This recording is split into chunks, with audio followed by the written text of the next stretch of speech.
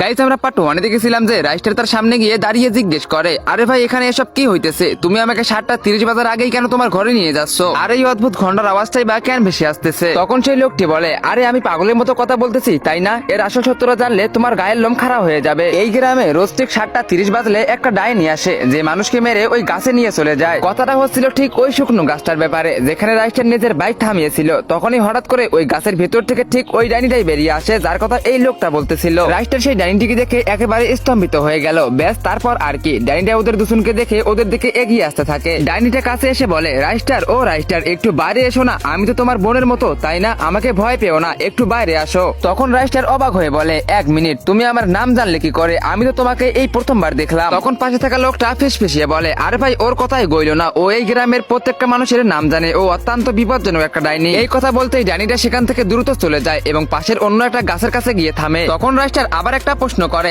আমাকে একটা কথা বলো, এই পেতনিটা মানুষকে কেন মারে? আর ও ওই গাছে আসলেই বা কি করে? ওই ডাইনির মনে এত ক্ষোভ কেন? আর এসব কবে থেকে শুরু হলো? তার আগে গাইস আমাকে একজন পাবজি প্লেয়ার চ্যালেঞ্জ দিয়ে বলেছে ফ্রি ফায়ার থেকে নাকি পাবজির দর্শক অনেক বেশি বেড়ে গেছে। আজকে আমি এটা দেখবো আর তোমাদের বেশি কিছু করতেই হবে না। তুমি যদি একজন ফ্রি ফায়ার প্লেয়ার হও, ফ্রি ফায়ারকে মন থেকে ভালোবাসো, তাহলে অবশ্যই ভিডিওতে লাইক করে চ্যানেলটিকে সাবস্ক্রাইব করে দাও। আর তুমি যদি একজন পাবজি প্লেয়ার হয়ে থাকো তাহলে অবশ্যই কমেন্ট সেকশনে কারো লাভ দাও এবং ফ্রি ফায়ার খেলে থাকলে কমেন্ট সেকশনে লাল হাত দাও। আমি আজকে দেখবো কে জিতে। তখন সেই লোকটি বলে, এটা বলার মতো কোনো কাহিনী নয়, তোমাকে দেখে ভালো মানুষ মনে হইতাছে এই জন্য তোমাকে বলতেছিলাম। এটা প্রায় 10 বছর আগের একটা কাহিনী। এই গ্রামে গুড়িয়া আর তার বাবা থাকতো। তারা গ্রামের প্রধানের কাছ থেকে কিছু টাকা ধার নিয়েছিল। ব্যাস অপরাধ এতটুকুই ছিল। গ্রামের প্রধান গুড়িয়ার বাবাকে এই শুকনো গাছে উল্টো করে ঝুলিয়ে দেয় এবং গুড়িয়ার সামনেই একটা বড় ছুরি দিয়ে প্রথমে তার পায়ের চামড়া ছাড়িয়ে নেয়, তারপর শেষমেশ তার মাথা ধর থেকে আলাদা করে দেয়। এরপর সেই নিষ্ঠুর প্রধান গুড়িয়াকেও রেহাই দেয়নি। তাকে দিনাদারের মেয়ে বলে গ্রাম থেকে ঘাড় ধাক্কা দিয়ে বের করে দেওয়া হয়। অপমান সহ্য করতে না পেরে সেও একটা ব্রিজ থেকে লাফ দিয়ে নিজের প্রাণ বিসর্জন দেয়। তারপর তার আত্মা শরীর থেকে বেরিয়ে ঠিক ওই শুকনো গাছে গিয়ে আশ্রয় নেয় যেখানে তার বাবাকে ঝুলিয়ে মারা হয়েছিল।